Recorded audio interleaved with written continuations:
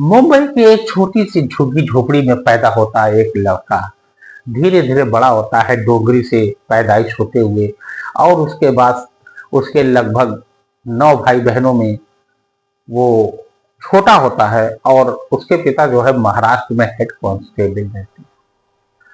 नाम इब्राहिम कास्कर। इब्राहिम कास्कर की सभी संतानों में 2 संतानें ऐसी होती हैं जो बहुत ही आक्रामक रूप अख्तियार करती हैं और जिनको एक गुस्सा कदम कदम पर रहता है। एक होता है शब्बीर कास्कर जो दाऊद इब्राहिम का बड़ा भाई, और एक दाऊद इब्राहिम कास्कर। दोनों बड़े होते हैं तो जाहिर सी बात है स्मगलिंग की दुनिया में और नंबर 2 की दुनिया में और अपराध की दुनिया में ये उतर जाते हैं। इनके पिता चूंकि महाराष्ट्र पुलिस में हेड कांस्टेबल होते हैं तो वो अपने ऊपर बददुम्मा दाग झेल नहीं पाते हैं और इन दोनों को घर से निकाल देते हैं। हालांकि इनकी एक लड़की बाद में हसीना पारकर जो कि मुंबई की अंडरवर्ल्ड लेडी डॉन कहलाती है, वो एक सादा जीवन व्यतीत करती है और जैसे आम लड़की चाहती है कि एक परिवार हो, पति हो, बच्चे हो, बस वो सादी जिंदगी जो है जीना चाहती है। तो धीरे धीरे जो है परिवार थोड़ा बड़ा होता है और शब्बीर कास्कर और दाऊद इब्राहिम कास्कर ये दोनों भी बड़े होते हैं और धीरे धीरे करके मुंबई में थोड़ा इनका कद बढ़ता है। लेकिन वो कहा जाता है ना कि मुंबई में भाई नहले पे दहला, शेर का सवा शेर। उस समय मुंबई पर एक छत्र साम्राज्य स्थापित था करीम लाला का। करीम लाला अफगानिस्तान से आया था और अफगानिस्तान से होते हुए पाकिस्तान से होते हुए ये भारत आया था। पाकिस्तान हिंदुस्तान एक था, आजाद तो हुआ था ना, 1940 की बात है। और मुंबई में अपना एक छत्र साम्राज्य स्थापित कर लेता है और हाजी मस्तान और वरदराजन उसके साथ हो जाते हैं। क्योंकि करीम लाला भी पहले कुली का काम करता है, बोझा ढोता है, क्योंकि पढ़ा लिखा तो था नहीं, बोझा वगैरह ढोता है। उसके बाद जो है स्मगलिंग के काम में उतरता है। हाजी मस्तान भी वही करता है। आपको याद होगा एक फिल्म आई थी कुली अमिताभ बच्चन की, और अमिताभ बच्चन की कुली फिल्म में आपने देखा है कि सॉरी कुली नहीं, दीवार। अमिताभ बच्चन की एक फिल्म आई थी दीवार। दीवार में आपने देखा होगा कि अमिताभ बच्चन जो है बोझा वोझा ढोते हैं और डॉकयार्ड पे, और वहां पे जो है और भी मजदूर होते हैं, नीले रंग का कपड़ा पहने रहते हैं और ढोते ढोते फिर उसके बाद स्मगलिंग की दुनिया में उतर जाते हैं और करोड़ों रुपया कमाते हैं। तो वैसे ही जो है कुछ हाल हाजी मस्तान और करीम लाला का है, एकदम सेम मिलती जुलती कहानी। और आपको याद होगा एक फिल्म आई थी जंजीर अमिताभ बच्चन की, तो उसमें प्राण की जो भूमिका जो अदा किया है प्राण ने, वो करीम लाला के जीवन पर आधारित है। तो इस तरीके से तीनों यार, एक तरीके से 3 यार कहलाते हैं और मुंबई अंडरवर्ल्ड में इन तीनों की बड़ी ऊंचा कद था, बड़ी हैसियत थी। कौन?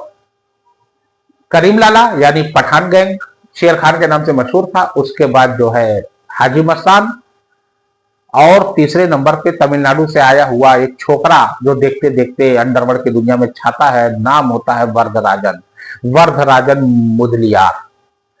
तीनों एक साथ जो है अपना बिजनेस कर रहे थे, लेकिन उसी समय चौथा किरदार आ जाता है शब्बीर कास्कर जो दाऊद इब्राहिम का बड़ा भाई, और वो तीनों के काम में अड़चन पैदा करता है। कभी उनके आदमी को मार देता है तो कभी उनका सामान लूट लेता है, उनका स्मगल किया हुआ सोना कई बार करीम लाला का लूटा जा चुका था। और इधर हाजी मस्तान भी बड़ा परेशान थे करीम इससे, दाऊद इब्राहिम से। तो जाहिर सी बात है कि एक म्यान में एक तलवार रहेगी ना, और करीम लाला से उस समय पंगा लेना समझ में बहुत बड़ी बात थी, क्योंकि करीम लाला से पंगा लेने का मतलब था कि अपनी जान को लगा देना, अपनी जान जोखिम में डाल देना। और ये दोनों भाई इतने निडर थे, इतने धीर थे कि अपनी जान की परवाह न करते हुए करीम लाला की गैंग से भिड़ गए, हाजी मस्तान से भिड़ गए और वरदराजन से भिड़ गए। कहा जाता है कि करीम लाला ने तो एक बार दाऊद इब्राहिम को उठवाया अपने आदमियों से, बहुत पिटवाया था। लेकिन उसके बाद जब हाजी मस्तान काफी परेशान हो गए तो हाजी मस्तान ने इन दोनों का समझौता करवाया, दाऊद इब्राहिम का और करीम लाला का, और ये कसम खिलाई गई कि आइंदा से अब आप एक दूसरे के काम में दखल अंदाजी नहीं करोगे। कुरान शरीफ पे हाथ रख के कसम खिलाई जाती है और ये तय होता है, गले मिलते हैं दोनों लोग। और फिर उसके बाद जो है कुछ समय के लिए कहा जाए कि दोनों में रस्साकशी जो थी, यानी मारना पीटना, ये बंद हो गया था। लेकिन वो कहा जाता है ना कि अंदर से जो कचोट होती है ना, ये बड़ी खतरनाक होती है। दाऊद इब्राहिम को एक कचोट थी कि मुझे उठवाया और मरवाया, और बड़ी बेरहमी से मरवाया था। और कहा जाता है कि दाऊद इब्राहिम को वो चोट जो है आज भी परेशान करती है, इतनी गहरी चोट थी। वो होता है ना, कभी कभी जैसे ठंडी आती है या हवा चलती है, पूर्वा चलता है, तो होता है ना, तो हड्डियों में जो है दर्द होती है, तो पुरानी चोट जो होती है वो उभर जाती है। तो वही है दाऊद इब्राहिम के साथ, ये बिल्कुल फैक्ट मैं बता रहा हूं। और ये इधर चल ही रहा था कि कचोट तो थी ही, और उसके बाद जो है क्या होता है कि फिर दोनों में दुश्मनी शुरू हो जाती है। वो उसके गैंग को मारते हैं, ये इसको गैंग को मारते हैं, क्योंकि दाऊद इब्राहिम और शब्बीर कासकर की ये फितरत थी कि बिना मारे पीटे, लूटे झगड़े, इनका समझ जाइए रात में इनको नींद नहीं आती थी। अब करीम लाला बड़ा परेशान हाजी मस्तान से बोलते हैं, देखे कह रहे थे कि इससे हाथ ना मिलवाओ, लेकिन तुम माने नहीं, और आखिरकार जो है हमको भुगतना पड़ रहा है, बताओ मैं इस लड़के का क्या करूं। दाऊद इब्राहिम के बारे में कह रहे हैं करीम लाला हाजी मस्तान से, अब मैं क्या करूं उसके बारे में। हाजी मस्तान ने कहा जो तुम्हें समझ में आए करो, क्योंकि अब बार बार जो है किसी को समझाया नहीं जा सकता। उसके बाद जो है कहा जाता है कि करीम लाला जब ज्यादा परेशान हो गए और हाजी मस्तान भी परेशान हो गए, तो करीम लाला ने सोचा कि इसको किसी ना किसी दूसरे के हाथ से मरवाया जाए, और उसी समय उनको एक औजार हथियार मिल जाता है आदमी के रूप में। नाम मनोहर अर्जुन सुर्वे। मनोहर अर्जुन सुर्वे ये वही आदमी है, महाराष्ट्र के रत्नागिरी में पैदा होता है और अपनी ताया ताई किया दादर में, मुंबई के दादर में आके पला बड़ा। और इसका एक भाई होता है भार्गव सुर्वे, जो इसका सौतेला भाई रहता है। दोनों पलते बढ़ते हैं, लेकिन भार्गव सुर्वे अपराध की दुनिया में निकल गया था, बहुत आगे निकल गया था अपराध की दुनिया में। जाहिर सी बात है, जब जाओगे तो आपके दोस्त कम दुश्मन ज्यादा होंगे। भार्गव सुर्वे के दुश्मन बहुत ज्यादा थे। और मनोहर सुर्वे ये पढ़ाई में बड़ा तेज था। ये बीएससी में केमिस्ट्री बीएससी ऑनर से इसने 76% निकाला था, और जो उस समय 76% पाना बहुत बड़ी बात है। ये 70s की बात है, 1970s की, क्योंकि 82 में तो इसका इनकाउंटर हो गया था। अब सोचो उस समय ये पाया था, लेकिन उसके बाद कहा जाता है ना कि अपराध की दुनिया में जब परिवार का कोई सदस्य कदम रख देता है तो इसकी सजा पूरे परिवार को मिलती है, और वही हुआ। मनोहर अर्जुन सुर्वे, जब भार्गव सुर्वे को 8-10 लोग मिलकर मारने लगे, तो मनोहर अर्जुन सुर्वे ने अपने भाई का बीच बचाव किया और उसको छुड़ाना चाहा। उसी बीच भार्गव सुर्वे ने एक आदमी का कत्ल कर दिया और पुलिस के द्वारा पकड़ा जाता है। और उन दोनों भाइयों को दफा 302 के तहत उम्र कैद यानी 14 साल, कितनी 14 साल की सजा हो जाती है। अब 14 साल की सजा काट रहा था, और उसी बीच ऐसा माना जाता है कि जो उस गैंग के जिस सदस्य को भार्गव सुर्वे ने जान से मारा था, उसी का गैंग का यानी जो उसका सरदार था, उसने भार्गव सुर्वे को यानी मनोहर अर्जुन सुर्वे के बड़े भाई भार्गव सुर्वे को जेल में ही मरवा दिया। और मनोहर अर्जुन सुर्वे को भी मारने का पूरा प्लान था, लेकिन शेख मुनीर, जो इसका बहुत ही खासम खास दोस्त बन गया था, उस समय नहीं बना था, बाद में शेख मुनीर इसको बचा लेता है, मनोहर अर्जुन सुर्वे को, और पूरे जेल का कायदा नियम कानून सब बताता है, क्योंकि वो तो पढ़ा लिखा बेचारा था, अपराध की दुनिया से उसका दूर दूर का नाता तक नहीं था। तो अपराध की दुनिया में जब आपको आना है तो भाई आपको सारी जानकारियां तो लेनी है।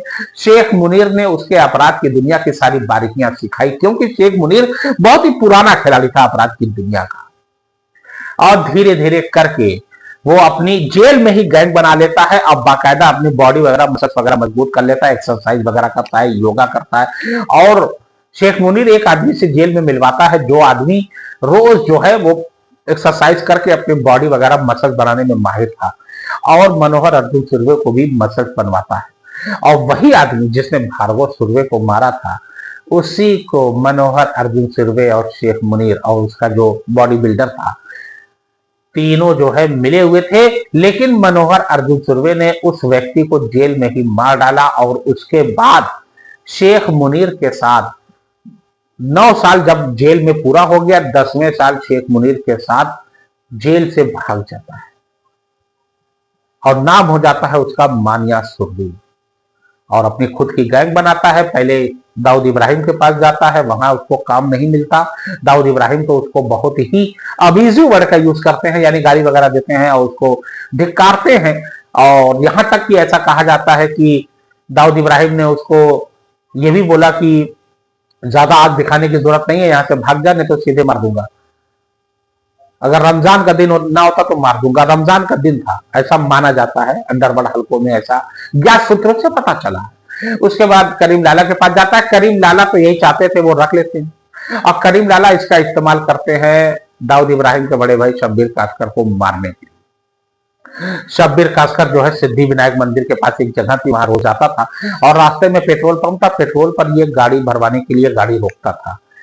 उसी दौरान अमीर ज्यादा भी था, आलमजेब भी था, और उसके गैंग के जो जेल में साथी थे वो थे। अमीर ज्यादा का तो खैर बाद में मैं स्टोरी बताऊंगा, बताया भी हूं मैं। तो ये पूरी गैंग जैसे ही शब्बीर कासकर आता है रात का 11:30-12 बजे के पास, उतनी देर में 2 जीप भर के मानिया सुरवे या उसके आदमी के लोग ढाई गोली शब्बीर कासकर ढेर। दाऊद इब्राहिम को तो मानो आंख में खून उतर आता है, और वो अपने भाई का बदला लेने के लिए कसम खा लेता है, और मानिया सुरवे को पुलिस द्वारा एनकाउंटर करा देता है, और अमीर ज्यादा को भरी कोर्ट में एक आदमी द्वारा मरवा दिया जाता है। ये बहुत बड़ी बात थी उस समय, कोर्ट में जज के सामने, वकील के सामने किसी आदमी को जान से मार देना। और दाऊद इब्राहिम ये मरवा के ये संदेश देता है कि देखो मेरी पहुंच हर जगह पर है। और उसके बाद तो आप जानते ही हो, शब्बीर कासकर की तो मौत हो गई थी 1981 में। उसके बाद 1986 में ये भारत छोड़ के हमेशा के लिए चला जाता है विदेश, और ये विदेशी ताकतों से ये संपर्क साध चुका था। और पुलिस जो कि दाऊद इब्राहिम से थोड़ा बनती थी, क्योंकि इसके पिता महाराष्ट्र में हेड कांस्टेबल थे, तो पुलिस से थोड़ी इसकी जान पहचान थी। पुलिस यहीं पर गच्चा खा जाती है, धोखा खा जाती है, और 1993 में 11 जगह सीरियल बम ब्लास्ट होता है, हजारों लोग मारे जाते हैं, और इसका जिम्मेदार ठहराया जाता है दाऊद इब्राहिम और उसके गैंग के लोग। आपको याद होगा लतीफ, अब्दुल लतीफ, जिसके ऊपर शाहरुख खान ने एक फिल्म बनाई है रईस, ये अब्दुल लतीफ के जीवन पर आधारित है। तो अब्दुल लतीफ भी था, और अबू सलीम का इसका नाम आता है, सत्या का नाम आता है, छोटा शकील का नाम आता है, दाऊद इब्राहिम का नाम आता है। ये बाकायदा इन लोगों का नामजद है ये लोग। लेकिन तब से लेकर अब तक पुलिस अभी तक खाली है। दाऊद इब्राहिम को मारने की फिराक में है तो जरूर, लेकिन अभी पकड़ से काफी दूर है। हाँ, एक बार खुफिया एजेंसी द्वारा दाऊद